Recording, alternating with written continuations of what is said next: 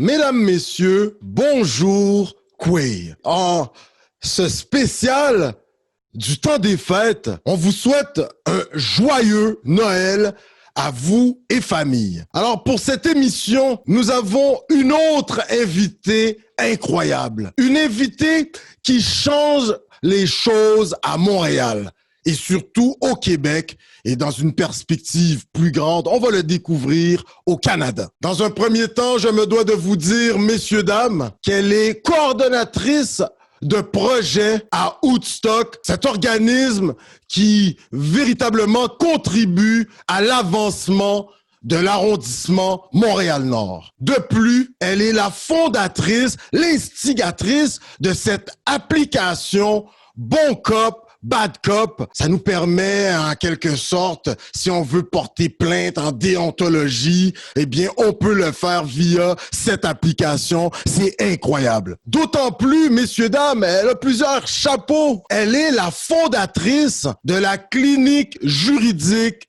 de Montréal-Nord. Messieurs, dames, nous avons un immense plaisir que d'avoir avec nous l'une des juristes de l'heure au pays. Nous pouvons le dire ainsi, c'est avec honneur et respect que nous accueillons à Coconut Podcast Maître Livia Beaugé, messieurs, dames. Marie-Livia Beaugé, comment vas-tu? Ça va bien, Alain. Merci pour cette énorme introduction. Merci beaucoup. Ça me fait plaisir d'être aujourd'hui avec vous aussi. Ben, écoute, pour tout ce que tu as accompli dans ta si jeune carrière, écoute, Marie-Livia, Maître Beaugé, on peut se dire que cette introduction, elle était très peu. Car véritablement, tu es une actrice du changement au Québec. On te voit un peu partout dans les médias traditionnels, mais également dans ce qu'on peut appeler les nouveaux médias. Tu es sur tous les podcasts. On te voyait récemment avec Thierry Lindor, qu'on recevait à Coconut Podcast, entre autres. Toi-même, tu as mis sur pied un genre de podcast où tu t'adresses aux Montréalaises et Montréalais. Livia Beaugé, Marie-Livia Beaugé, on va le dire comme ça. Comment ça va en ces temps de pandémie? Comment ça s'orchestre sur le plan personnel, professionnel? On t'écoute? Là, je veux dire, je pense que 2020, c'était une année spéciale pour tout le monde. C'est sûr que personnellement, j'ai quand même eu plusieurs différents enjeux, mais je pense que je m'en sors bien considérant les circonstances. Ça va, je dirais, j'ai hâte que l'année 2020 se termine, mais en même temps, je ne sais pas qu'est-ce que 2021 nous réserve. Donc, je veux dire, on va être un peu plus préparés cette fois-ci. OK, superbe, superbe. Excellent. On sait que tu es, en tout cas, ces derniers mois, t'ont tenu énormément occupé. Tu es impliqué d'une manière, mais hors pair. Mais pour ceux qui ne te connaissent pas encore, on va apprendre à te connaître. Dans un premier temps, on va le faire un peu différemment ce coup-ci. On a une équipe de recherchistes à Coconut Podcast, une équipe de recherchistes à Coconut Podcast. Et ces derniers, on a reçu notre dossier de recherche. Et il apparaît que Maître Beaugé aime bien tocar la guitare. Ouais, il semble que tu aimes bien jouer de la guitare. Bamboleo, bamboleo, c'est pas pour date. Ma paix chanter pour. Vous avez trouvé ça? Je m'appelle Jean, Jean Batailleur. On sait que tu t'aimes bien la guitare, ça c'est pas mal. Mais on sait qu'également, Maître Beaugé, hormis d'être une femme hyper sérieuse, mais elle aime bien le tir à l'arc. Pas mal, hein? Elle aime bien le paintball, ça a de l'air. Intéressant, intéressant. On sait que Maître Beaugé, elle aime bien également voyager. Pas mal. Mais on va apprendre à comprendre d'où ça vient, tous ces intérêts. Euh, Elle aime voyager, alors les belles plages de Cuba, entre autres. Maître Boger aime bien découvrir son chez-soi. Elle va être amenée à visiter la Colombie-Britannique, entre autres. Ah ouais, quand même. Bon, on va apprendre qu'elle va fréquenter, du moins, certaines belles universités. L'un des plus beaux campus, moi-même, j'y ai été, celui de UBC, University of British Columbia. Tu as une bibliothèque là-bas qui est comme les bibliothèques à Montréal, là, ils font dur un peu, Maître Boger. Par la suite, on sait que Maître Boger, elle aime bien visiter les régions avoisinantes de Montréal, les Laurentides, la Naudière. Elle aime bien même s'amuser. C'est quelqu'un qui est empreinte de joie. Hein, on la voit un peu toujours se promener en voyage, le sourire accroché jusqu'aux oreilles. Maître Boger, tous ces passe-temps, cette envie de découvrir le monde, est-ce que ça vous viendrait de vos parents, de la famille? Car on sait que vos parents ont eu une importante, mais également vos grands-parents. Il a peur que grand-papa était avocat, ingénieur, mécanicien automobile. Écoutez, là, aujourd'hui, le fait que vous portiez plusieurs chapeaux en même temps, est-ce que ça viendrait de la famille? On vous écoute. Je suis vraiment étonnée par cette recherche. Coconut Podcast! C'est un peu notre marque de commerce. En tout cas, c'est vraiment exceptionnel. Ben, c'est sûr que ça me vient de ma famille. Écoutez, mon père et mon grand-père se ressemblent. Donc, si je tiens quelque chose de mon père, c'est parce que je tiens quelque chose de mon grand-père, c'est sûr et certain. Comme vous avez dit, mon grand-père a fait plusieurs choses. Mon père, lui, était chauffeur de taxi, mais il connaissait tellement de choses sur plein d'informations, sur plein de sujets, qu'en fait, pour moi, c'est pas normal de juste faire une chose. Je suis pas capable. Je pourrais pas avoir une seule job et être heureuse. Il faut que je fasse plusieurs choses. Donc, t'es quelqu'un qui, tu te dois de te garder occupé.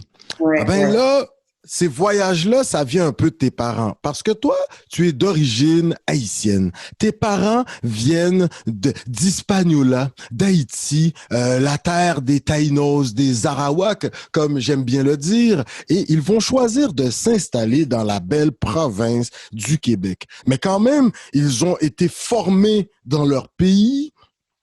Ils arrivent ici, bon, avec les aléas de la vie. Ils vont quand même travailler énormément et très dur pour t'offrir les opportunités qui seront tiennes. Alors, on sait que tu es né au Québec. Alors, dans quel quartier tu as grandi? Côte-des-Neiges. Côte-des-Neiges, OK.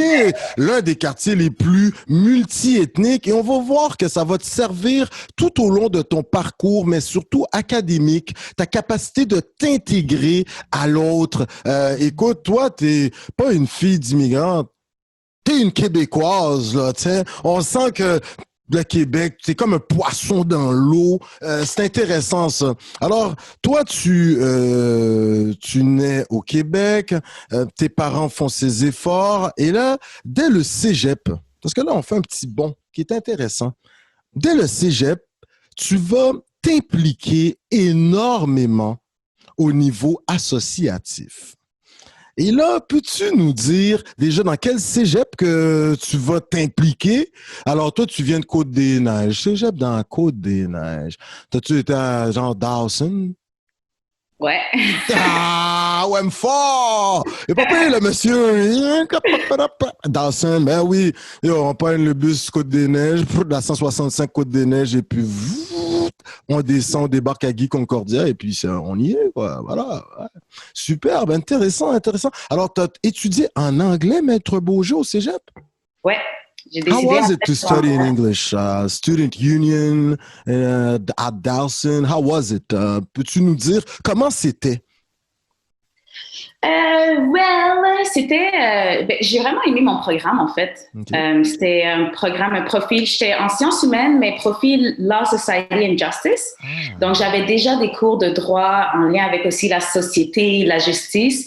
OK. Et je me suis impliquée, tu sais, j'ai fait les modèles des Nations Unies quand j'étais au Mhm, cégep. mhm, J'ai fait aussi les jeunes démocrates, mhm. tournoi des jeunes démocrates et entre autres, on a aussi essayé de partir un chapter de Black Law Student Association OK. à Ah, Dawson. Dawson. Et sinon, j'étais aussi dans un groupe de danse, Dawson College Dance Group, ouais, quelque chose comme ça. OK, ouais, déjà, là, tu sais, le fait de toucher à plusieurs trucs en même temps, c'était Ouais, c'est ça. primordial. Et là, cette volonté, cette recherche de justice sociale, d'équité, ça va être un leitmotiv pour toi toute ta carrière, toute ta vie. Et tu vas, alors là, ça, c'est cool. Tu vas débuter un baccalauréat, là, tu vas nous dire, en criminologie à l'Université de Montréal. Alors là, tu restes toujours dans ton patelin. Les déplacements, ils sont calculés parce qu'il faut obtenir de bonnes notes. Alors, peux-tu nous dire ton expérience à l'UDM? Parce que par la suite, tu vas faire criminologie à l'Université de Montréal pour te diriger à l'UQAM. C'est genre deux gangs, là, tu sais, Non, ceux qui sont sur la montagne, puis ceux qui sont un peu, tu sais, en ville, tu sais, les plus, en tout cas, je sais pas, les plus cool, là, tu sais, un peu, l'université plus de party. Pourtant, il y a quand même de très, très gros parties à l'Université de Montréal, au non. HEC. Tu sais, j'aimerais t'entendre, tes études en criminologie, par la suite, ton passage, tu vas quand même faire un baccalauréat en droit à l'UQAM. Et ces deux manières de penser qui sont un peu différentes, assurément, dans la manière de pratiquer le droit à l'UQAM et ben, la crimino à l'UDM. Peux-tu me dire un peu ton expérience à l'UDM? Par la suite, qu'est-ce qui va poussé à vouloir poursuivre en droit? Est-ce que c'est que tu sens que tu étais limité peut-être avec le papier en criminologie ou les études en criminaux? Et j'ai comparé maintenant les deux universités parce que tu aimes bien te targuer de t'appeler que tu es une UQAMienne. Ouais, c'est Ouais. ça. Donc, on aimerait t'entendre. Ah oui, Chacho, bon, ça dit. Ok. Juste une rectification. C'est En ça. fait, quand je suis partie de Dawson, j'ai Mhm. fait un an à McGill en political science. Oh, Et puis, OK. c'était pendant, en fait, j'ai arrêté pendant les carrés rouges. Parce OK. que la mentalité de McGill, en tout cas les personnes qui m'entouraient et du programme, ça m'a vraiment turn off. Oh, wow. OK. Et là, j'ai décidé de prendre une pause, de voir, OK, où est-ce que je vais aller. Super. Et c'est par la suite, en fait, que je suis allée à l'UDM, mais pour un certificat de criminologie. Wow. Après, OK. ouais, après, j'ai fait un certificat de criminologie. Non, mais qu'est-ce que je dis? Bon, attends. Je suis allée à l'UDM pour un certificat de Ouais, criminologie. ouais, ouais. Ensuite, j'ai fait un certificat de droit et OK. j'avais pas terminé mon certificat de droit que je suis allée à l'UQAM pour faire le bac en droit. Et pendant mon bac en droit, j'ai fait un certificat de victimologie à l'UDM. Donc, Ouais, donc c'est c'est ça, toi, les alma mater sont un peu. Ouais, toi, c'est ça. t'es une diplômée de Montréal. C'est ça, exactement. Ouais, Il me manque voilà. seulement Concordia. Il manque seulement Concordia, là, tu sais. Ben, après, tu vas dire, ben, Sherbrooke, ils ont quand même leur campus à Longueuil, puis tu comprends? Donc, bon, C'est bon. ça, exactement. C'est OK, super. OK, OK. Excellent, superbe. Et maintenant, si tu avais à comparer les deux universités, bon, c'est sûr que l'Université de Montréal, peut-être un peu plus, c'était comme Guindé, plus, tu vois, conservateur, c'est bon. Tandis que l'UQAM, plus, tu vois, mouvance sociale, passage à McGill, tu vois que les gens, c'est comme très bonjour, hello, morning. Et là, tu es comme non, je suis pas au bon endroit. Je suis quelqu'un qui veut changer les choses. Mais comment peux-tu comparer ces universités, ces écoles de pensée? Je pense que il faut être une personne qui, tu sais, si mon but dans la vie était de travailler pour des gros cabinets, et puis, ben, c'est ça. Si c'était ça mon but, l'IDM serait parfait pour moi parce que OK. il y a un peu cette pression-là. C'est orienté, hein? Ouais, d'exceller, puis de compétition aussi. Moi, je suis pas quelqu'un qui avance beaucoup quand je suis forcée d'être en compétition. C'est plus la Moi, collaboration. c'est ça. Moi, j'aime avancer juste parce que je veux avancer. Puis l'UQAM, même la façon de noter les élèves, c'est la même chose. C'est pas comparé aux autres. C'est juste en fonction de ta note à toi. J'ai vraiment aimé l'UQAM. En fait, c'est sûr que j'avais des préjugés parce que tout le monde a des préjugés. J'étais comme, oui, l'UQAM, en fait, qu'est-ce qui m'a attiré vers l'UQAM? C'est vraiment le fait que je sais qu'ils sont sociaux puis ils poussent au changement. Mais tout le monde, tu sais, quand je suis rentrée, c'est comme, ouais, mais l'UQAM, c'est pas une bonne université, blablabla. So, quand je suis rentrée, je suis comme, OK, on verra. Mais ça a tellement facilement changé parce qu'on a des professeurs qui sont dans la pratique. C'est ça, c'est des grosses sommités qui ont comparé devant la commission interaméricaine, qui ont été cités par la Cour suprême. Donc, on a des profs vraiment, vraiment intéressants et vraiment riches qui nous font réfléchir.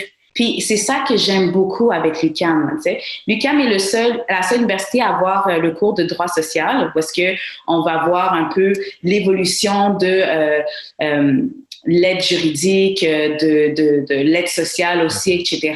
Puis je trouve que c'est quand même un bon cours à commencer parce que tu vois comment le droit, les lois qui sont écrites affectent en réalité les gens dans le jour le jour. Donc, moi, présentement, je pense que c'est quelque chose que j'ai vraiment beaucoup gardé de l'UQAM, le fait que, OK, ça, c'est la loi, mais est-ce que ça fait du sens? Donc, je vais pas me fermer les yeux. Tu sais, beaucoup de mes dossiers, je vais faire des requêtes chartes quand je vois que les droits n'ont pas été, respectés par soit les policiers ou etc. Mais c'est pas un réflexe que tous les avocats ont. Tu sais. Des fois, ils veulent pas nécessairement prendre la peine de faire cette requête charte parce qu'on soulève des violations de droits parce que ça prend beaucoup de temps et ça prend beaucoup d'énergie. Mais je pense que c'était vraiment l'UQAM, c'était l'université pour moi. Là, genre, je doute pas de ça. OK, superbe. Et en écoutant d'autres podcasts, on entendait Thierry Lindor, entre autres, qui a fait une sortie en règle contre certaines institutions universitaires au Québec, pour ne pas les nommer. Toi qui en as côtoyé certaines, il y a du racisme. On parle de racisme systémique, mes amis. Moi, je suis en train de faire des études, donc une femme Shaolin, parafine Dibayo. Mais il y a du racisme systémique au Québec. Alors, les universités n'en sont pas épargnées.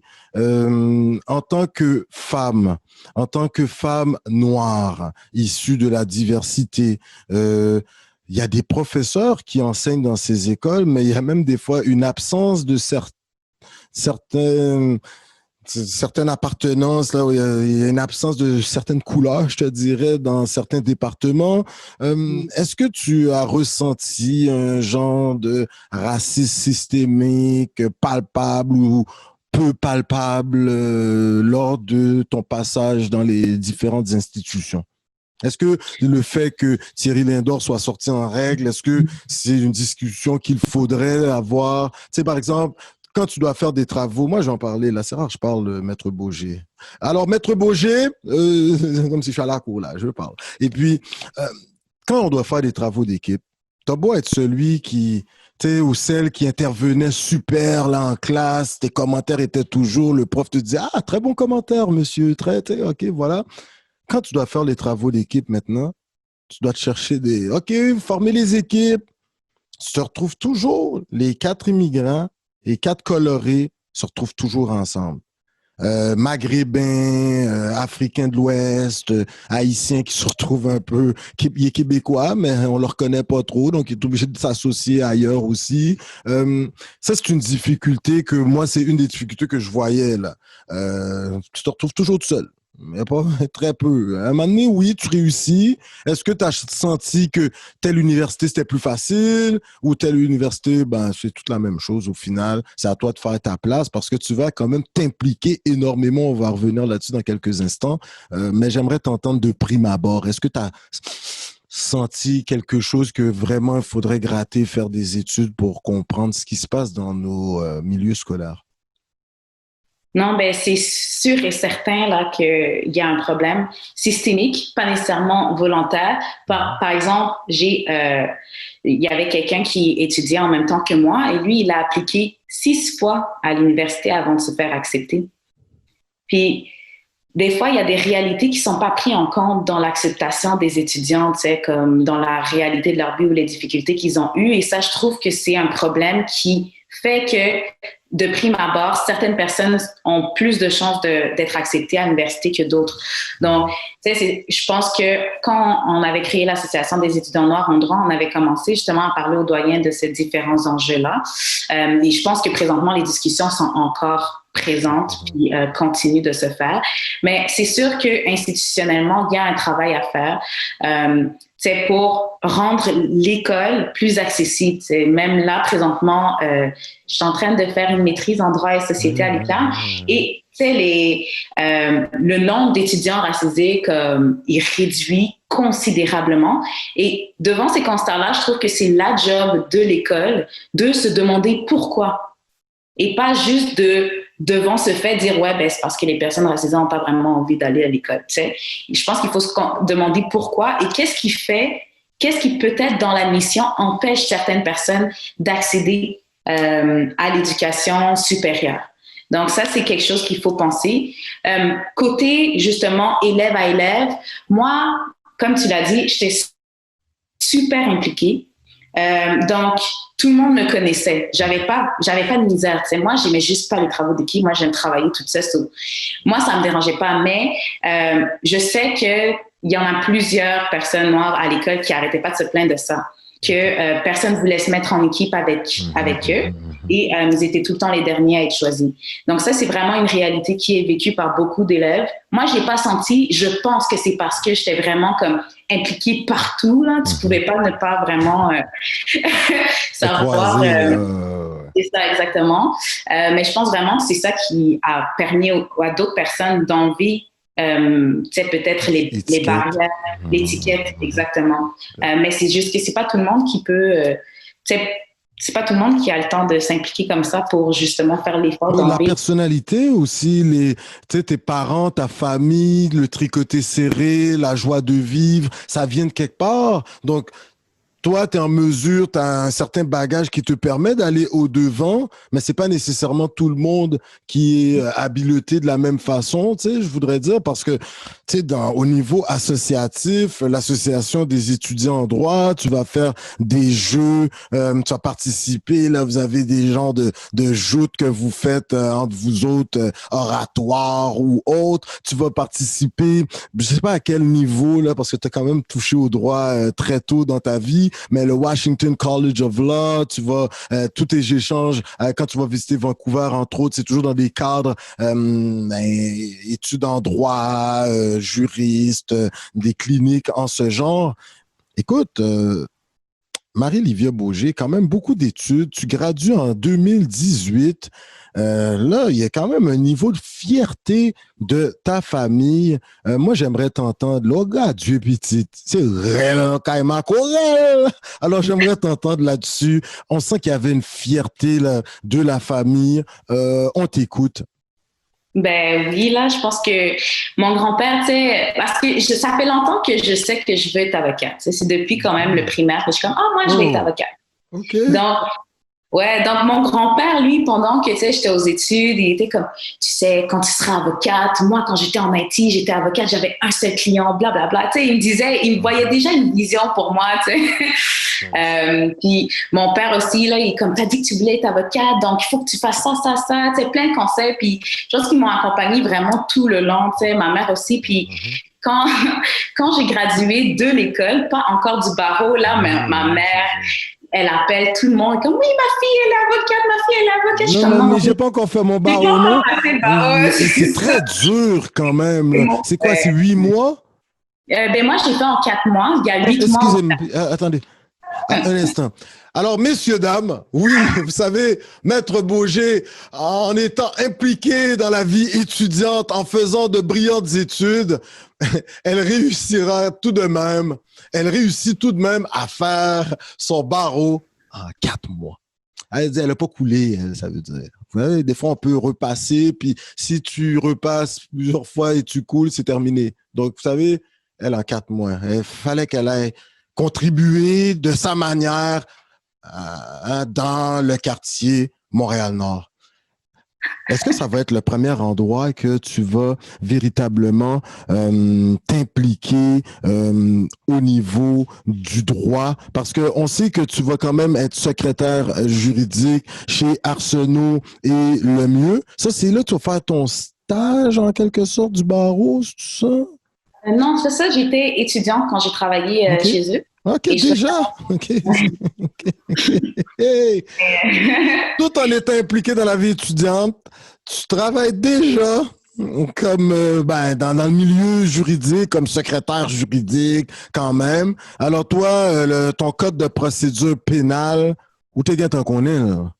Je veux dire, ton code civil, c'est comme si article temps, alinéa temps. C'est comme si tu jongles avec ça. Ouais. C'est intéressant, ça. C'est quand même wow. Moi, là, ouais, franchement.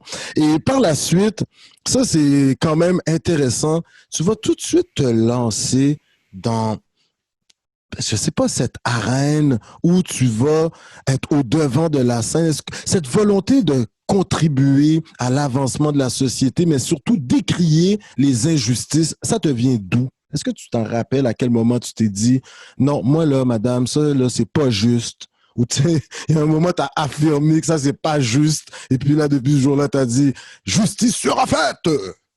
Ouais. Ben, j'ai toujours, sérieusement, je me rappelle encore d'une fois où est-ce que j'étais en pré-maternelle et la professeure m'a chicanée et je trouvais que c'était injuste parce que j'étais pas en tort. Donc, je pense, j'ai toujours eu en moi ce sens de justice et aussi, j'ai jamais, c'est très difficile pour moi d'accepter n'importe quoi de l'autorité. Mes parents m'ont élevée en tant que personne. Okay. Donc, ils m'ont élevée pour que j'ai mes propres réflexions et ils m'ont toujours dit, tu dois m'écouter, on est chrétien, donc tu dois m'écouter, mais à moins que ce que je dis est contraire à ce que Dieu dit. Donc, tu sais, il nous disait ça et ça a juste développé un sens d'auto-réflexion, puis on n'accepte pas n'importe quoi juste parce que ta position est supérieure à nous. Donc, c'est un peu ça, puis je pense que j'ai vraiment gardé ça et vraiment, c'est ça qui... À chaque fois que je vois quelque chose d'injuste, je suis incapable de rester assise puis rien faire. Incroyable, parce que tu termines ton barreau en 2018 et là, tu vas entamer ta maîtrise, n'est-ce pas, comme tu disais tout à l'heure, en droit et société en 2019. Mais comme si, tout en faisant les études, alors là, tu as ces soubresauts, là, tu sais, cette crise sociale, cette pandémie en plus qui va un peu depuis fin 2019, on sent qu'il y a quelque chose qui est en train de bouillir aux États-Unis avec les déclarations incendiaires de Donald Trump à l'époque. Là maintenant, mois de mars, on tombe en pandémie. Écoute, c'est une année incroyable comme tu viens de nous le dire préalablement, mais tu vas pas rester à dormir là, sur tes lauriers. Là. Ça, là, c'est comme ça, on va dormir même. On te voit déjà au tout début de la pandémie. C'est là que Coconut Podcast, nous autres aussi, on commence. Puis là, on découvre Maître Bougé. Google, rapide, bra, bra. Mais oui, un verbe, une capacité de vulgariser. On te voyait sur tous les grands médias. On faisait appel à toi. Mais ça, c'est durant la pandémie, mais le mois de juin, parce qu'il y a ces soubresauts aux États-Unis, les assassinats qu'on nous présente en direct, hein, sur les chaînes de télé. George Floyd, entre autres, Breonna Taylor et tous ceux qui vont s'en suivre. Alors toi, on voit qu'il y a un côté militant, hein, tu es une militante, tu es au devant de la scène, mais tu avais déjà des implications avec Woodstock. C'est là qu'il faut comprendre. C'est ça le truc. C'est que en étant avec Woodstock, organisme qui compte parmi ses rangs, entre autres, je pense qu'il est fondateur, cofondateur, tu nous diras. Will Prosper, franchement, là tu développes un peu ce côté critique et on fait avancer les choses.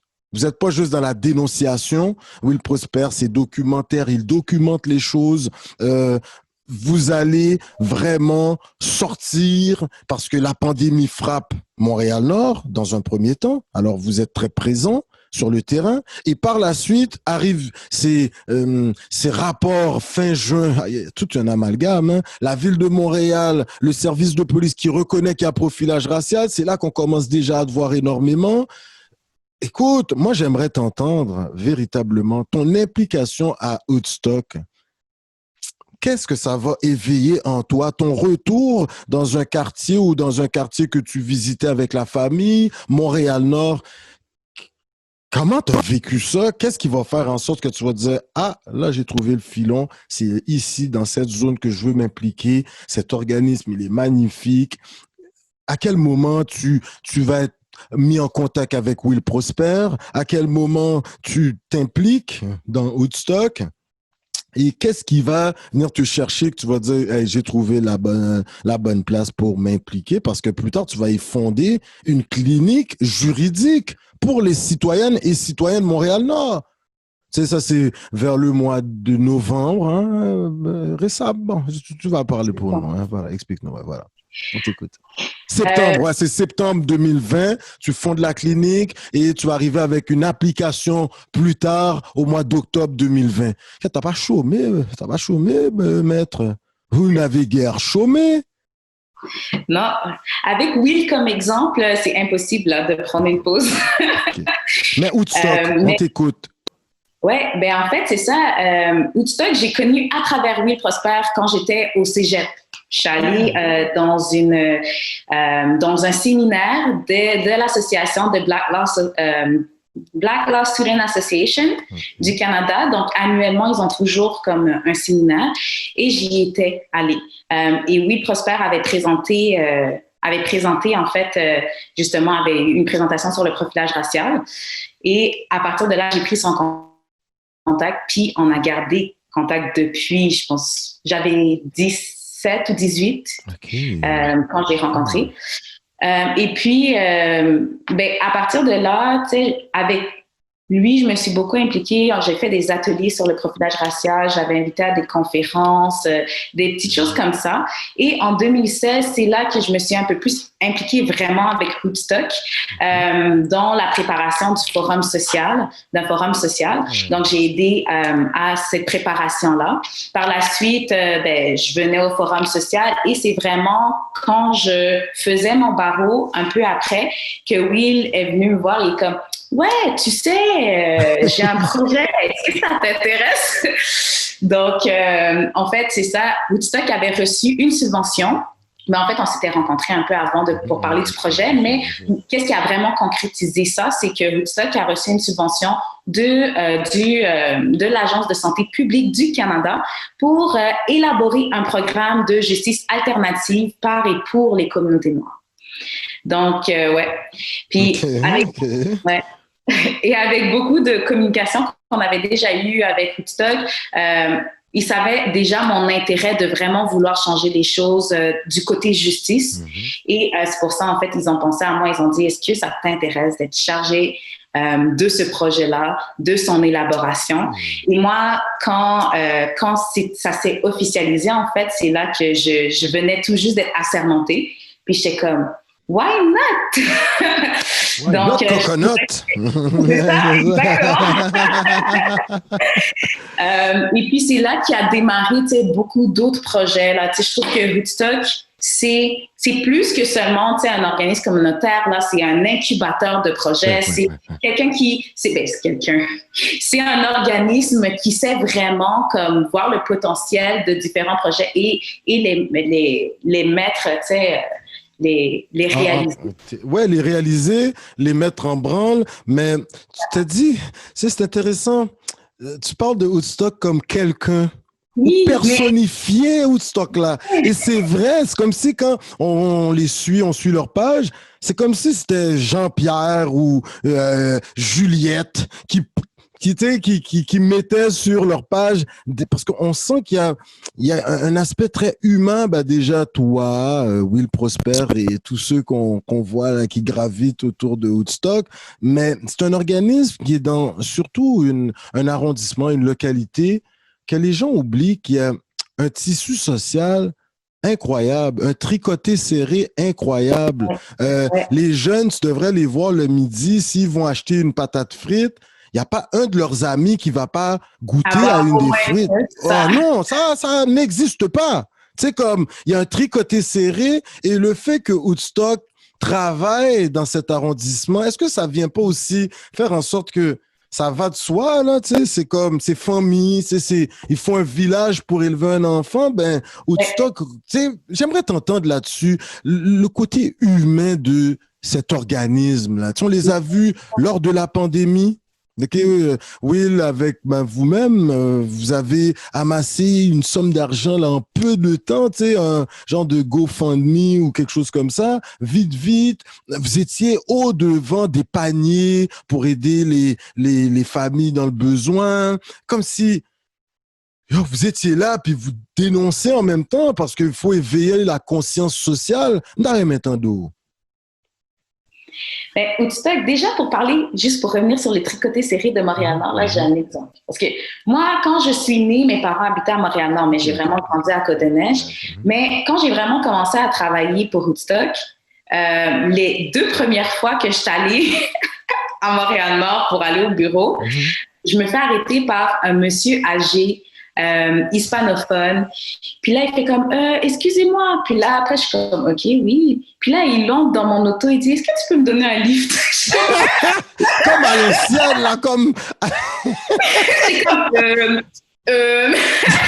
c'est comme, OK. Non, ça, c'est la première fois que j'y vais vraiment pour le travail, tu sais. Et là, la deuxième fois, je suis sur la rue, sur le boulevard Léger. Et je suis sur le boulevard Léger. Et puis, il y a une madame aussi qui lève sa main. Puis là, je suis comme, oui, qu'est-ce qu'il y a? Puis elle fait comme, oui, c'est vers où, là, maman? Je suis comme, c'est sûrement vers ce côté-là. Puis elle dit, est-ce que vous pouvez m'emmener? Là, tu vois, genre, elle entre dans mon auto. Puis je l'amène, là. Puis elle serait restée plus longtemps si c'était pas moi qui disais, OK, moi, je dois tourner de ce côté.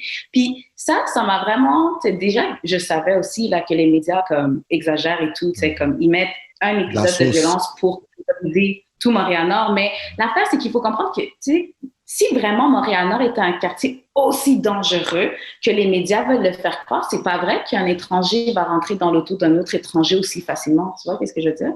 Donc, il y a quand même une confiance qui est là. Il y a une naissance de communauté, comme tu l'as dit. Puis Woodstock, vraiment, c'est ça. Tu sais, Woodstock a été créé par des jeunes de Montréal-Nord après la mort de Freddy Villanueva. Et ces jeunes-là ont supporté la famille des Villanueva, a été un soutien pour cette famille-là. De là est né les forums sociaux. Donc, le forum social, c'est vraiment où est-ce que la communauté se rencontre pour parler des différents enjeux de Montréal-Nord et voir quelles solutions on peut apporter à partir de là. Donc, toutes les solutions que Woodstock met sur pied, ça vient des gens de Montréal. Il y a un festival également qui est, tu sais, bon, quand on n'est pas en temps de pandémie, où ce qu'on voit des artistes de renom qui viennent, puis ça... Woodstock, il me semble, contribue à changer l'image de Montréal-Nord. On sent que c'est un arrondissement très en action. Peux-tu me parler un peu des jeunes que tu vois en action? Comme Woodstock les met vraiment, tu sais, d'autres organismes également à Montréal-Nord, bien sûr, mais on sent que les jeunes dans votre arrondissement se sont dit, bon, là, il y en a marre, là, qu'on parle en mal ou qu'on projette cette image de Montréal-Nord. Moi, je les ai vus durant la pandémie, durant les crises sociales aux États-Unis. On a découvert beaucoup de gens qui ont émergé là, de Montréal-Nord, puis aujourd'hui, qui sont au devant de la scène. J'aimerais t'entendre, comment tu vois les jeunes, ta fierté de voir l'implication de ces jeunes? Mais moi, en travaillant avec eux, je trouve qu'il y a tellement d'initiatives et tellement d'idées pour le changement. Il y a vraiment, comment on pourrait dire, cet enthousiasme et ce vouloir de changer les choses. Comme par exemple, présentement, à Woodstock, on est en train de faire, il y a des jeunes qui font du porte-à-porte pour savoir comment les gens vont pendant la COVID-19.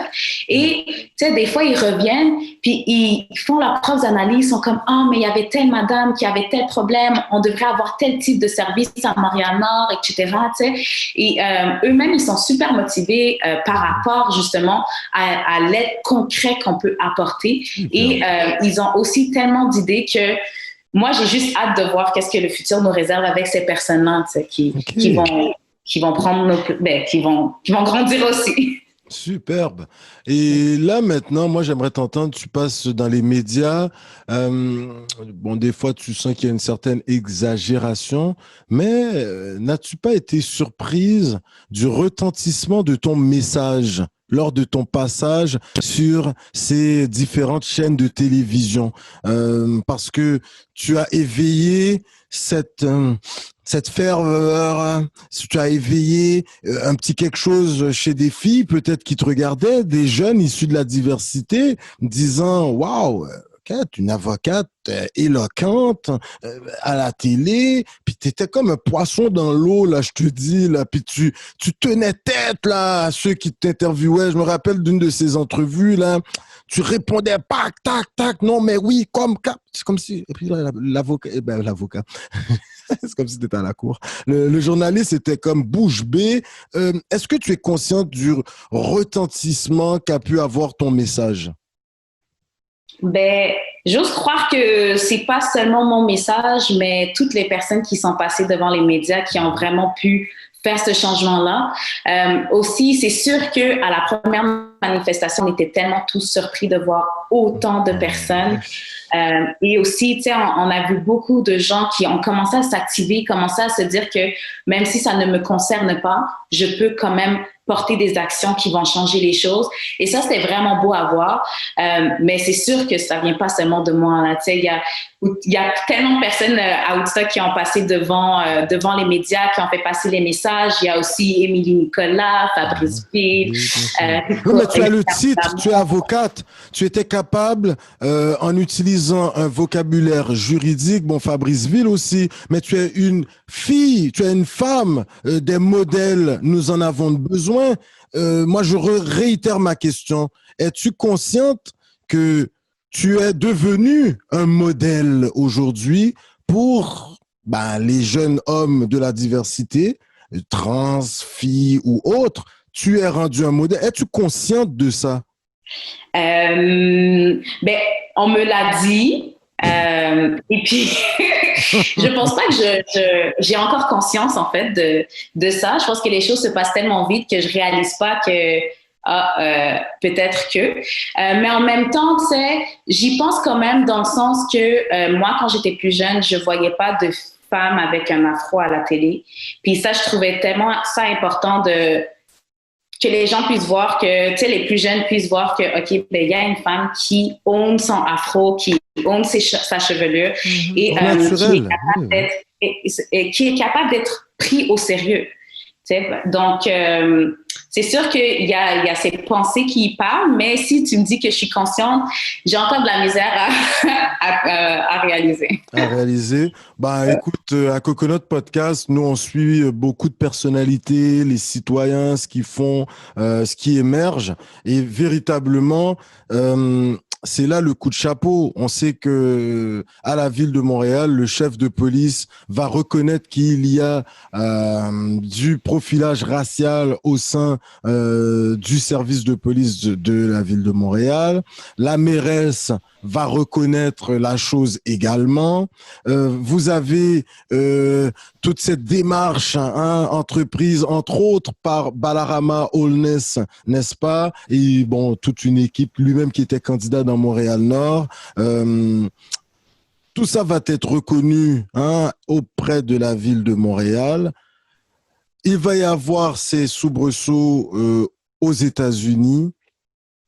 Toi, là, est-ce que tu comprends que notre Premier ministre, après l'été qu'on vient de vivre, ne reconnaisse toujours pas qu'il y ait racisme systémique? Toi qui comprends bien les mots, est-ce que c'est là qu'il faut s'enfarger? Est-ce que ce qu'ils ont présenté, le groupe d'action contre le racisme, Madame Giraud, Monsieur Carman, est-ce que tu en es satisfaite? Nous t'écoutons. Ben, c'est un peu difficile d'être satisfait d'un travail de personnes qui ne veulent pas accepter le racisme systémique. Je pense que je l'avais dit au début quand il y avait beaucoup de questionnements par rapport au fait que M. Legault ne reconnaissait pas le racisme systémique. C'est tellement d'énergie mis dans des définitions. Pour moi, l'important, c'était que dans tout changement qu'on fait, on inclut les personnes touchées par ces changements-là. Donc, malheureusement, c'est pas quelque chose qui a été fait dans sa création du groupe d'action contre le racisme. Donc là, on retrouve des recommandations comme par exemple, si quelqu'un veut faire une plainte en déontologie policière, maintenant, avant, un tiers pouvait faire une plainte pour une personne. Mais dans leurs recommandations, ils veulent enlever la possibilité qu'un tiers puisse faire une plainte. Donc, c'est réduire l'accessibilité à la justice. Ensuite, il y a une autre recommandation, qui dit que, mais on va rajouter dans le code de déontologie policière que les policiers doivent absolument donner leur motif avant d'interpeller. Mais le problème, c'est que le code de déontologie le dit déjà. Donc, c'est pas quelque chose. C'est ça, parce que le problème avec le code de déontologie et le système, la commission de déontologie policière, c'est que ce sont des policiers qui enquêtent sur des policiers. Et vous savez... Il n'y a pas un truc indépendant quand même, là. Ça sera ma réponse. C'est pas indépendant du tout. Non, c'est pas indépendant du tout. Mais qu'est-ce qui est drôle en plus dans tout ça, c'est qu'au départ, quand la commission en déontologie a été créée, ce sont les policiers eux-mêmes qui étaient contre cette commission parce que ce seraient des policiers qui enquêteraient sur des policiers. Donc déjà, eux, ils voyaient le problème. Il y a des civils dans le groupe, là. Ce que je dis indépendant, il y a quand même des civils qui sont dedans, qui participent à faire enquête sur... Non? Il y a le médiateur qui n'est pas un policier, mais ça, c'est pour la conciliation. Mais il y a vraiment beaucoup de problématiques en question de délai. Ça prend vraiment trop de temps. Même quand on passe en conciliation, des fois, les gens sont pressés. On met de la pression sur ces personnes-là pour qu'ils ne continuent pas dans leur plainte. Et au cours des années, avant, il y avait 60% des plaintes qui étaient acceptées, mais là, on est rendu à moins de 30% des plaintes acceptées. Donc, il y a un problème avec cette commission que clairement, rajouter un article dans le code de déontologie policier ne va pas aider à changer. Donc, malheureusement, il y a beaucoup de solutions qui ne sont pas des vraies solutions et qui n'amènent pas grand-chose de plus. Et c'est malheureux parce que si ce groupe avait été fait vraiment avec des personnes de la communauté, ce sont des choses qu'on aurait pu éviter. C'est de l'argent qu'on aurait pu sauver aux contribuables parce qu'eux, ils ont été payés pour faire ça. Donc, c'est encore une fois décevant. Mais quand même, toi, tu ne vas pas rester dans l'inaction. Tu vas constater tout ça, tout ce qui a attrait au code de déontologie. Et tu constates que, et même... J'avais assisté à une conférence où ce qu'on nous disait que souvent les gens issus des communautés racisées étaient moins enclins déjà à porter plainte. Et là maintenant toi, et aussi également durant tout ce branle-bas de combat, on a bien constaté qu'il nous manquait certaines données afin d'avoir une analyse claire et juste plus ou moins. Tu vas le 4 octobre dans ces eaux-là nous présenter quand même quelque chose qui répond déjà à un besoin en la matière. Alors là, tu vas rencontrer des geeks, des développeurs d'applications, pas pire, hein? Tu vas apprendre le codage même un petit peu, comment ça marche. Et vous allez nous pondre cette application Bon Cop, Bad Cop. Alors, cette application, elle permet dans un premier temps de faciliter, n'est-ce pas, les plaintes en déontologie. Donc, on collige les trucs. Et également, eh bien, ça permet de documenter, n'est-ce pas, le profilage racial. Écoute, en très peu de temps, tu as déjà près de 700 abonnés sur la page Facebook, là, juste Facebook. C'est quand même suivi. On t'a vu faire certains lives en la matière. Tu vulgarisais la chose juridique pour nous. Moi, j'aimerais t'entendre le fait d'avoir développé cette application, mais préalablement, tu vas quand même, dans ton implication dans le quartier Montréal-Nord, voir les besoins encore et tu vas contribuer à la mise sur pied, n'est-ce pas, de cette clinique juridique à l'intention, ça tu en es fier, hein, ça là, on sent ça, à l'intention des citoyennes et citoyens de Montréal-Nord. Et plus tard, l'application. J'aimerais t'entendre un peu comment l'un vient complémenter le second. Alors, on t'écoute. La clinique juridique de Montréal-Nord, c'était une idée on avait eue avec des étudiants quand j'étais à l'UQAM. On avait commencé, on y allait de manière ponctuelle dans des organismes à Montréal-Nord si les gens avaient des questions en lien avec le droit. Donc, on le faisait de manière ponctuelle. Et puis, cette année, je me suis dit que c'était une bonne idée de le concrétiser vraiment. Puis avec l'aide de Woodstock, ça a été vraiment une chose pas trop compliquée. Je vais pas dire pas trop compliquée, là, c'est compliqué de prendre quelque chose, mais ça a vraiment beaucoup aidé, en fait, l'appui de Woodstock pour la création de la clinique juridique de Montréal-Nord. Et le but de cette clinique-là était vraiment de réduire les différentes barrières systémiques que des personnes à Montréal-Nord, des résidents peuvent avoir.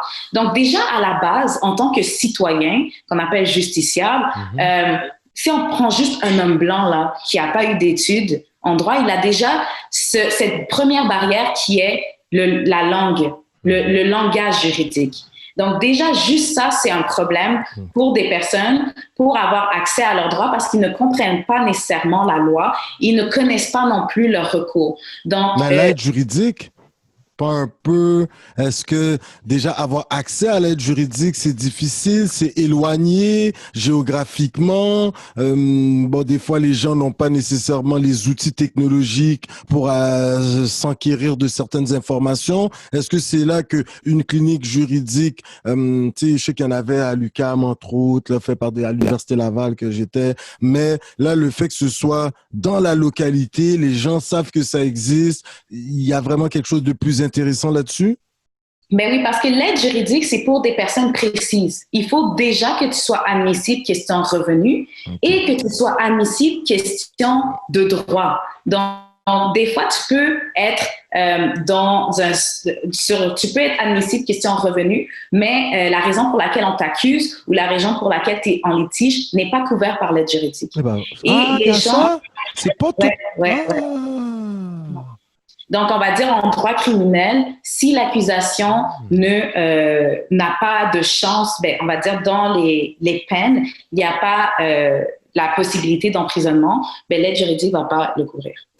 Donc, il y a plusieurs choses comme ça que les gens ne sont pas nécessairement au courant, mais aussi, j'ai l'impression, là c'est très personnel, que l'aide juridique, c'est comme un immigrant et les docteurs. Là. Ils y vont juste quand il y a vraiment un problème. T'sais, ils y vont pas pour s'informer ou pour faire de check-up. Là, oui.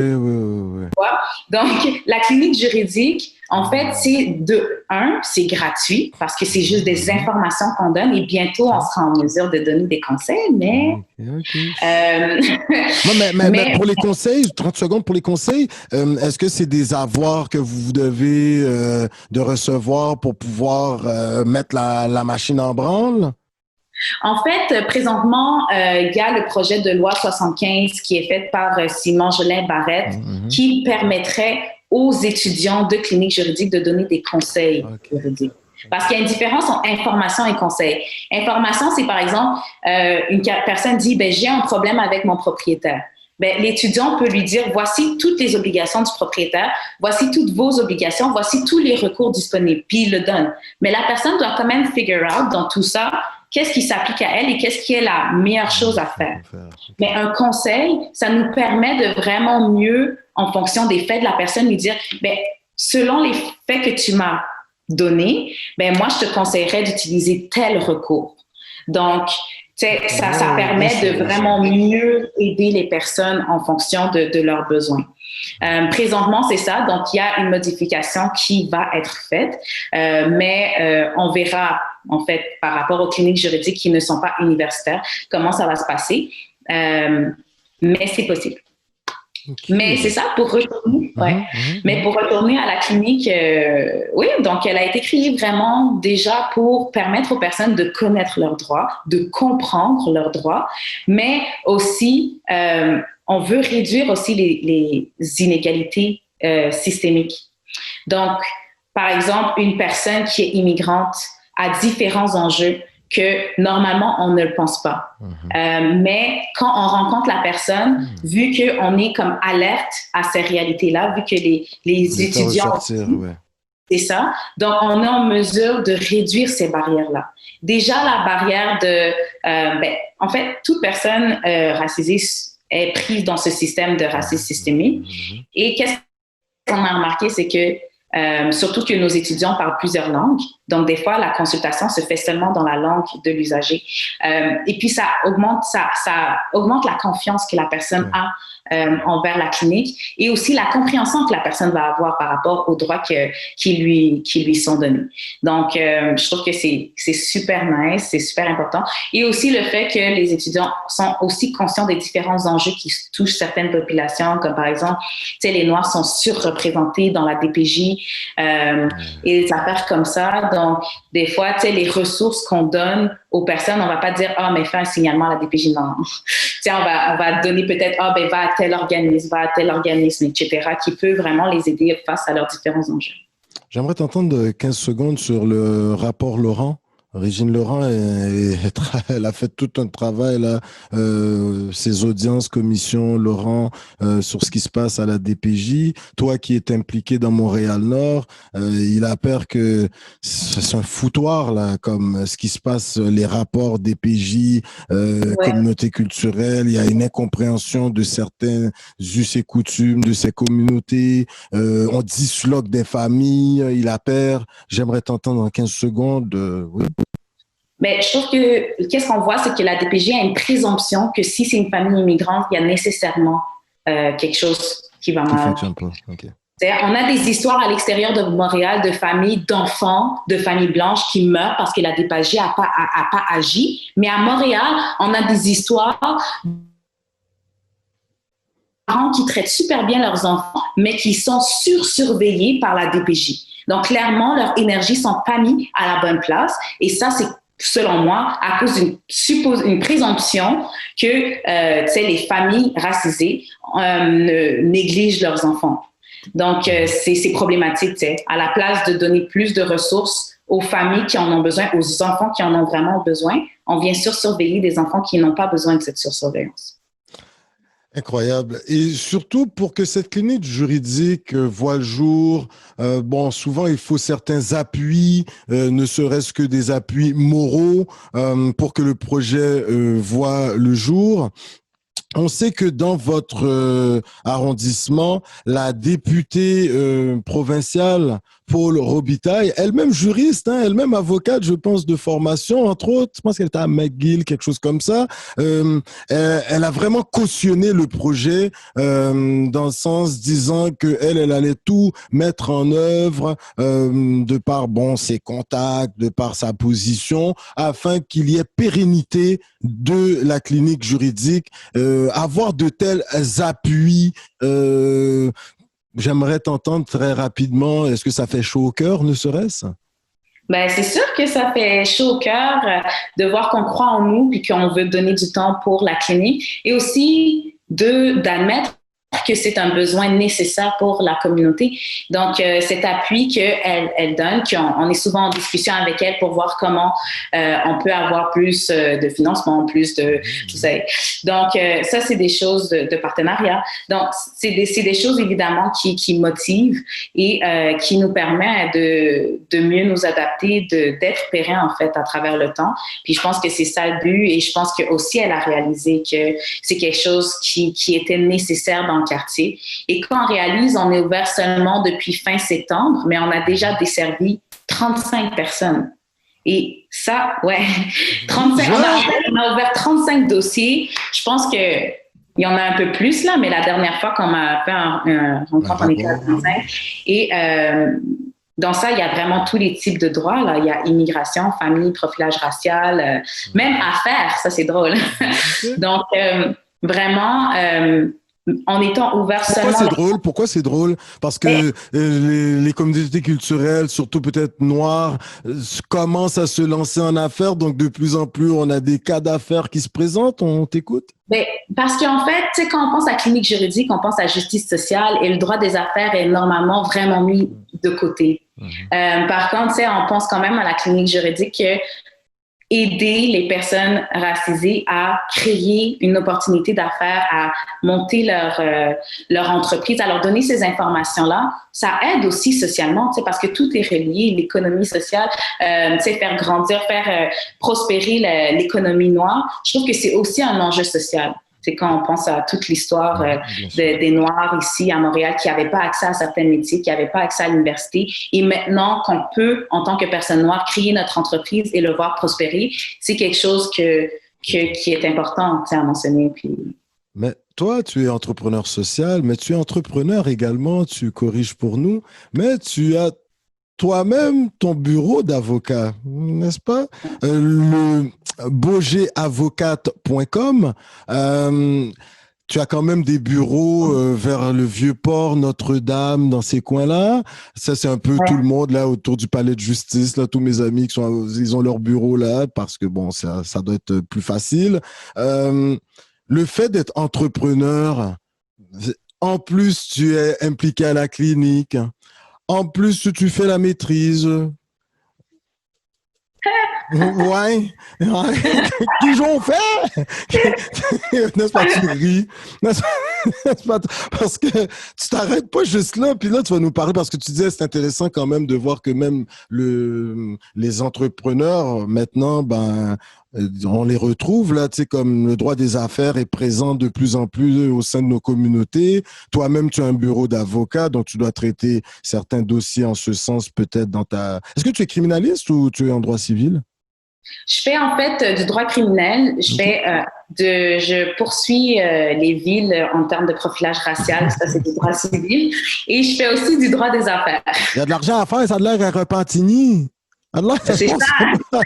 On est en discussion avec un organisme à Repentigny, justement.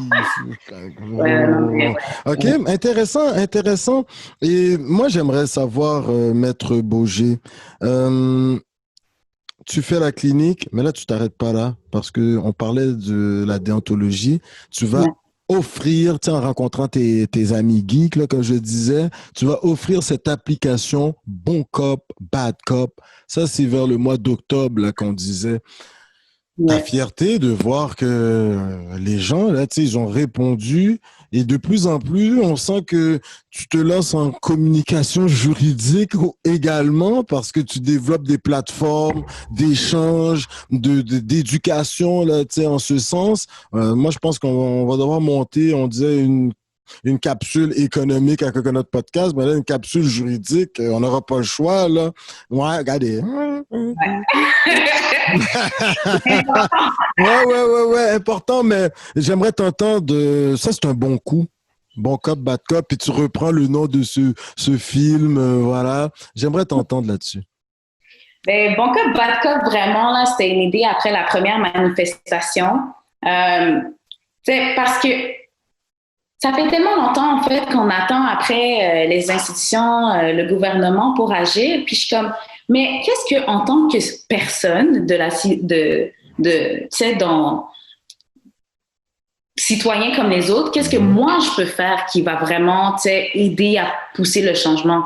Puis cette application est sortie, puis il y a eu des réflexions avec Maître Harish Riahi qui fait beaucoup de profilage racial en droit criminel. Puis aussi, j'ai discuté avec Ted Brocklin, avec Anne-Marie Livingstone, qui sont des recherchistes. Puis c'est ça qui a en fait formé l'application Bon Cop, Bad Cop comme on le voit maintenant.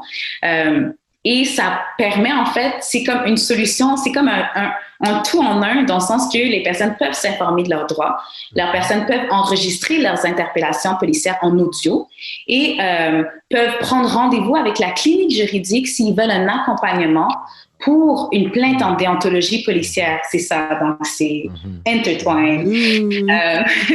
Et évidemment, si les personnes ont rapidement besoin d'un avocat, la clinique sera en mesure de tout de suite leur référer à des avocats qui sont prêts à donner une consultation gratuite. Et puis, s'ils ont besoin de leur service, ils pourront continuer avec eux ou sinon trouver un autre avocat, peu importe. Mais vraiment, c'était pour faciliter tout ce qui est en termes de droit et aussi pour permettre aux gens de documenter, comme tu l'avais dit tout à l'heure, leur interpellation policière. Et ça, c'est vraiment important parce que quand on voit présentement les recours qui sont en cours présentement par rapport au profilage racial, ceux qui gagnent, c'est parce qu'ils avaient une vidéo. C'est parce qu'ils avaient quelque chose de plus fort que leur témoignage. Donc, c'est ça, en fait, qui a vraiment poussé à... Est-ce que tous les Noirs devraient mettre une caméra dans leur voiture et puis, bon, point barre? Ça coûte de l'argent. L'application. Ouais. Mais je veux dire, je trouve que c'est sûr que les personnes pourraient le faire, surtout pour les personnes en auto, mais déjà, le fait que j'ai eu à faire cette application pour avoir ces données-là, ça démontre vraiment une problématique du gouvernement. Je trouve que juste le fait que une personne doit se dire « OK, je vais enregistrer tous mes faits et gestes pour ma protection », c'est aussi quelque chose de problématique. Donc, je ne veux pas non plus l'encourager, mais c'est sûr qu'il y en a qui le font déjà, là. Il y a Kenrick McRae, que lui, il a poursuivi la ville à plusieurs reprises, en fait, et il a gagné. Lui, il enregistre dans son auto, il y a tout, tu sais, mais lui, c'est le stéréotype noir, là, tu sais, il a une Mercedes, il a sa chaîne, il a sa casquette, tu vois, donc il se fait tout le temps arrêter pour des choses qui n'ont aucun rapport. Donc, c'est sûr que c'est vraiment important, moi, je trouve personnellement, qu'il y ait cette preuve-là au support pour soit une plainte en déontologie, soit une plainte en droit civil ou à la commission des droits de la personne. Superbe, incroyable. Écoute, l'entrevue tire à sa fin, mais on sait qu'à Woodstock, nous pas dormi. Vous êtes vous dormez pas. Will Prosper, Maître Boger, déjà juste là. On va faire le tour d'Woodstock parce que vous avez beaucoup de gens de qualité, de renom avec vous. Dernièrement, on a vu cette vidéo sortir, Marco Volsi, Impost, c'est ça, ouais. Puis, qui d'autre encore, la Tizo, entre autres, la Loud, je pense, Salamé, tous ces gens-là, hein. Il y en a beaucoup qu'on a invités qui ne nous occupent pas à Coconut Podcast. Rigolo, non sérieux, rigolo, net. Tu sais, moi je parle pas, mais tu sais, quand le bureau de la gouverneure générale prend le temps de nous répondre, il y a un côté des fois avec certains de nos gens, mais ils ont sorti une vidéo sur Woodstock qui a, tu sais, géré là, hein, comment il s'appelle? Monsieur Will Prosper, entre autres. Et là, tout recommencé. Ça, là, ça fesse dans le dash, comme dirait Monsieur Boiron. Ta fierté de voir que autant de gens se soient mis ensemble pour pousser un message qui écoute là, remettre les compteurs à zéro, qu'est-ce qui se passe? J'aimerais t'entendre là-dessus. Là. Ben, tout recommencer, je trouve que c'est une reprise de notre manifestation qu'on a eue le 21 le 31 mai, parce qu'on a vu tellement de personnes réunies pour justement passer à l'action. Puis, cette vidéo qui sort quelques mois plus tard, je trouve que c'est vraiment quelque chose de fort qui montre au gouvernement, oui, on a fait une manif le 31, mais c'est pas parce que vous faites rien que nous, on a oublié le problème. Il est toujours existant et on va continuer à travailler pour que ça change et on ne va pas s'arrêter tant que tout n'a pas recommencé. Tu vois? Donc, je trouve que c'est vraiment puissant, très fort. Puis la solidarité dans tout ça, c'est super, tu sais. De voir tous ces chanteurs ensemble, toutes ces personnes réunies, tu sais, dans le vidéoclip, on avait Thierry, on avait Stéphanie Germain, on avait Webster, on avait... Fabrice Ville, ouais, qu'on a eu en entrevue, Webster, là, les autres, c'est des nickels, quoi. Tu parlais de solidarité. Le 5 juin, tu étais à TVA et puis tu disais la chose suivante. Tout le monde est en train de passer à l'action. La solidarité. Tu as parlé, là, pour toi, c'était incroyable de voir, tu sais, toi qui étais tellement longtemps dans le mouvement associatif, voulant faire changer les choses sur le campus, mettre de la vie. Et là, tu voyais véritablement que tes citoyens, citoyennes de Montréal-Nord, entre autres, se mettaient à l'action. Des clients que tu as peut-être déjà eus, tu les voyais se mettre à l'action. Des amis, des gens autour de toi se mettaient à l'action. Tu voyais des coconuts podcasts émerger, d'autres, tu sais, comme... Moi, j'aimerais t'entendre là-dessus quand tu disais le 5 juin. Aujourd'hui, nous sommes... pour ceux qui nous écoutent le 25 décembre, n'est-ce pas? Alors, de fait de voir tout le monde passer à l'action, qu'est-ce que ça te fait, toi, Maître Boger? Moi, déjà, à la base, dans ma vie, je suis quelqu'un d'optimiste, mais à la base, ça me va d'être optimiste toute seule. Mais là, en voyant toutes ces personnes-là, je vois que l'optimisme n'est pas comme individuel, elle est collective.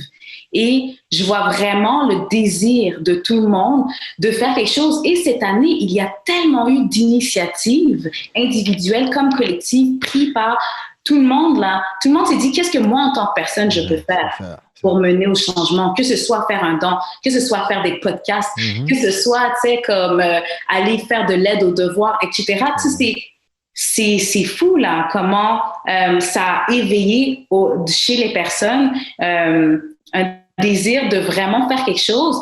Et je sens que c'est pas comme avant. Je pense pas que c'est, tu sais, un feu de paille. Je pense vraiment que les gens en ont assez et sont juste en train de... Si on ne les entend pas maintenant, c'est parce qu'ils se préparent à qu'est-ce qu'ils vont sortir plus tard.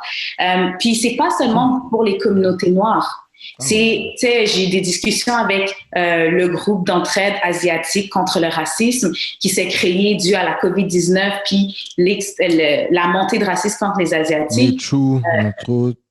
C'est ça, exactement. Puis aussi les Autochtones de Montréal, tu sais, tout le monde sont en train de se parler malgré qu'avant, tout le monde travaillait de son côté. J'ai vraiment l'impression que tout le monde, même si on travaille pas sur tous les projets ensemble, mais qu'on est au courant de qu'est-ce qui se passe puis qu'on est en train de planifier comment on peut se mettre ensemble pour continuer à vraiment enrayer le racisme systémique. Donc, pour moi, c'est formidable, là, tu sais. Donc, incroyable. Ouais. Mais juste pour terminer très rapidement, il y a un parcours qui s'apparente à celui de Hussein Obama. Ouais, Barack. Faire les études en criminaux, en droit. Par la suite, on va faire du community service, du service communautaire. On s'implique, surtout même les cliniques juridiques. Obama était très là-dedans. Mais tu me vois venir, la question que je pose à tous mes invités. Messieurs, dames, alors oui, nous avons cette opportunité d'avoir des scoops à Coconut Podcast. Et nous allons poser la question du club des amis à Maître Marie-Livia Boger. Alors, vous pouvez également la suivre sur le bogeravocate.com. Maître Boger, comme je demande à tous mes invités, entre autres également ceux qui sont avocats, qui ont fait le droit, Fabrice Ville, entre autres, dans un avenir lointain, dans un avenir rapproché, dans un avenir quelconque, Parce qu'on sait qu'il y a beaucoup de partis qui sont à la recherche de diversité actuellement. On sait que, voilà, on sait que tu es quelqu'un, bon, de par ton cursus, un peu de gauche. Il y a beaucoup de familles. Vous avez ceux qui veulent faire du Québec un pays. Vous avez ceux qui veulent que le Québec reste au Canada. Bon, ça ne nous dérange pas tout ça. Mais est-ce qu'on risque de voir Maître Boger dans l'arène politique? Écoutez, oh! Écoutez, ce n'est pas une option que j'écarte. OK, aïe, aïe, aïe. Eh bien, Maître Boger, nous allons vous dire un truc. 30 secondes. Messieurs, dames, alors nous pouvons dire la chose suivante. Maître Boger n'écarte pas la possibilité d'aller se faire entendre dans les hémicycles de la politique au Québec. Ouais. Intéressant. Après, bon, est-ce qu'il y a un parti que tu aimerais nous... Est-ce que municipal, provincial ou fédéral? Ça va nous donner une idée, ça? Ben là, je sais pas. Là, il faut savoir. Fédéral. Il y a bouilli. Attendez, juste de même. Mairesse à Montréal-Nord. Pour de vrai, c'est vraiment quelque chose que je pense. Mais c'est de voir comment c'est possible, puis comment ça va avec mon cheminement professionnel. Voilà. OK. Ouais. Mais c'est sûr que, sans même penser à vraiment me présenter ou etc., je sais que les projets de loi, travailler sur modifier la loi, c'est quelque chose de super important. Que je sois en politique ou pas, c'est sûr que vous allez me voir faire des propositions de projets. Sûrement, je vais emmerder mes députés de quartier pour dire de proposer des projets. Mais je trouve que c'est très important, en fait, de pouvoir être en mesure de modifier les législations pour que ça puisse avoir une équité pour tout le monde dans la société. Donc, je trouve que c'est quand même une solution super importante. Écoute, le mot de la fin est à toi. La question est la suivante. Ben, pas une question. Toutes les Québécoises, Québécois t'écoutent, le Québec en son entièreté, la francophonie, mon Haïti a fait une découverte incroyable, Maître Boger, bon, je suspecte qu'il fait droit international tout, non? Maître Boger, m't'arrême que ou adresser tous les justiciables, hein, comme pour emprunter un terme juridique, toutes les filles, tous les jeunes garçons issus de la diversité ou de la communauté d'accueil, là, tu sais, on ne fera pas de différence, qui aimeraient changer les choses. Quel message aurais-tu pour eux? Et par la suite, suggestions de lecture, de films, de jurisprudence, hein? Ou tout simplement, puis à la fin, ben, tes remerciements. Alors, on t'écoute, ton message pour ceux qui aimeraient vraiment changer les choses, et puis suggestions de jurisprudence, et puis voilà, et tes remerciements à la fin, Maître Boger. Super. Moi, qu'est-ce que je dirais à toute personne qui veut changer les choses? Il faut te faire confiance, ne pas te laisser avoir par les commentaires négatifs des gens autour de toi. Si tu as eu l'idée, c'est parce qu'elle est possible, que tu as les moyens de le faire. Il faut juste t'assurer de prendre le temps pour le faire. Donc, il faut vraiment pas te laisser avoir par les gens qui disent non, tu peux pas le faire, non, c'est irréaliste, non, c'est trop utopique. Si j'avais écouté ce genre de personnes-là, je ne serais pas où je suis présentement. Je serais même pas avocate. Donc, il faut vraiment laisser ces personnes-là de côté et se concentrer sur qu'est-ce que toi te rend heureuse, qu'est-ce que toi te fait sentir bien. C'est des suggestions de livres ou de films. Mais moi, je conseille un auteur, surtout pour toute personne qui s'intéresse en fait à l'histoire des Noirs avant l'esclavage. Je vous conseille l'auteur tchèque Anta Diop. C'est Anta Diop, sénégalais, ouais. C'est un très grand historien, immense. Il a écrit des livres vraiment comme des choses qu'on n'apprend pas à l'école. Là. Donc, c'est frustrant. Ces livres sont même pas aux bibliothèques. Ça me frustre. Mais bref, ça, c'est vraiment un auteur comme si vous avez le temps d'aller le lire. Pour les films, moi, mon film préféré, c'est The Greatest Debater, The Great Debaters avec Denzel Washington. OK. Ah ouais, ben... Alors, évidemment, c'est... Votre honneur! Superbe. Ouais. OK, ben, cool. Ça. Sinon, pour la jurisprudence, ben... Est-ce qu'il y a une jurisprudence que tout le monde devrait lire? Tu sais, je me demande combien de citoyens ont déjà lu une décision de justice. Mais c'est long. C'est long, hein? Surtout celles qui sont importantes, elles sont longues parce que ça va changer tout ce qui se passe dans le reste du Canada.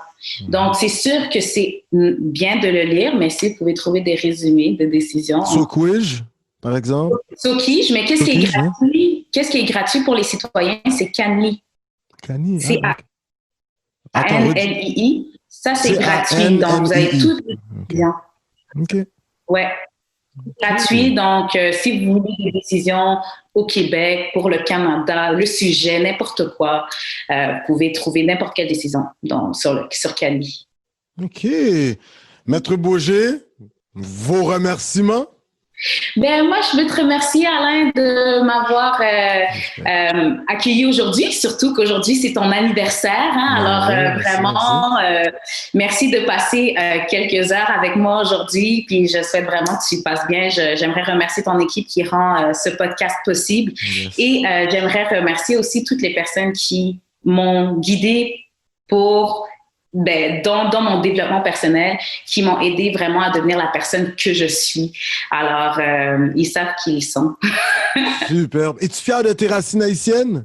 Ouais. Ah, moi, ça. Haïti, chérie, c'est mon femme la vie.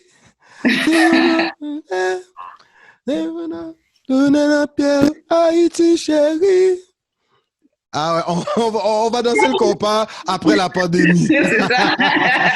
Alors, Maître Bauger, on te dit, comme lorsque je reçois des invités ayant des origines d'Hispaniola, du pays des Taïnos, des Arawaks, de Dessalines, de Toussaint, hein, voilà, et 3 petits points. Moi, je dis un grand merci. Merci en pile pour être vu ici là. Où c'est une grande dame. Ou participer dans un changement réel de la vie citoyenne.